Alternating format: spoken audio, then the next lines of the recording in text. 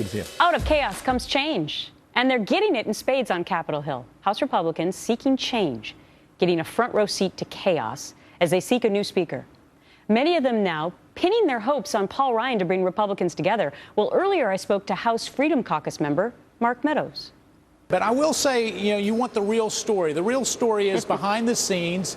There's moderates and conservatives together to unite and get behind someone and provide them 240 or 246 votes. Susan Estrich is a professor of law and political science at USC. Mike Gallagher, syndicated radio hosts. Both are Fox News contributors. Great to have you both on The Real Story today. Susan, let me start with you. I heard the word unite coming from Congressman Mark Meadows. And at the same time, we're hearing a lot of stories about how that's really not happening at all. What do you think?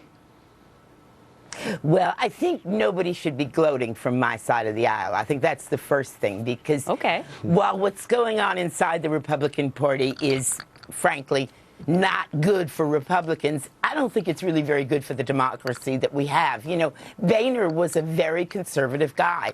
Kevin McCarthy is a very conservative guy. I'm eager to hear what Mike has to say, because if those two guys aren't conservative enough for your taste, who is? But I don't know that it's about who's the conservative enough. This is democracy. Well, by the way, a lot of people, Mike, before you start, did not think that John Boehner was conservative. I understand, but as you said, Gretchen, out of chaos comes change, and the American people are clamoring for change. They like the idea. I mean, as Larry Sabato pointed out to you, Gretchen, we're over a year away. Now's the time to put forth strong leadership. I really believe, Susan, that this lies in the failure of Speaker Boehner to stand up to Barack Obama, at least that perception. The images of playing golf, those don't fly right now. We're in a political battle, and now's the time for a leader with a speaker with fire in his belly, you know? Yeah, and Susan, just a quick thing that I'm thinking of now from the Democratic side is, at least in the presidential race, we have Hillary Clinton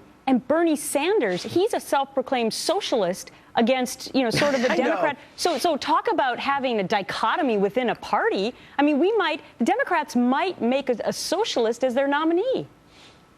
No, they won't, Gretchen. I mean, when I say to people, you should be so lucky. I should be so lucky to have Donald Trump. You should be so lucky to have a socialist. I don't think either of us is going to get that lucky. Mike is laughing. But at the end of the day, people settle down in Iowa and say, really, who's going to be our next president? They settle down in New Hampshire. And ladies, you're right. It's not probably the time for gloating on either side, because, listen, both parties have a lot to contend with right now. And it's a big challenge. And again, I think Democrats and Republicans are happy for this kind of chaotic change. Yeah, I just want to point that out, because it's not all about the Republicans. President Obama reportedly considering new executive action, pen and paper again, guys, on guns, expanding background checks, requirements for buyers who purchase weapons from high-volume gun dealers. Mike, let you start on this. Listen, is there going to be outrage over this? Well, it would be the best campaign fodder any Republican running for office could hope for. If he does that, if he tries to circumvent Congress on this very important issue, it would backfire dramatically. There would be such pushback.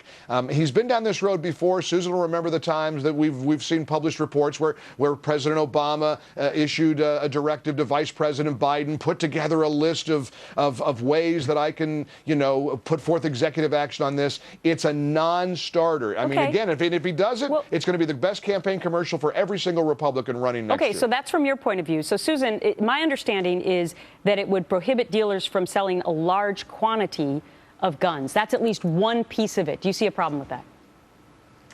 I don't know how he gets this done. I mean, I'll put on my law professor hat for a minute, putting aside ideology.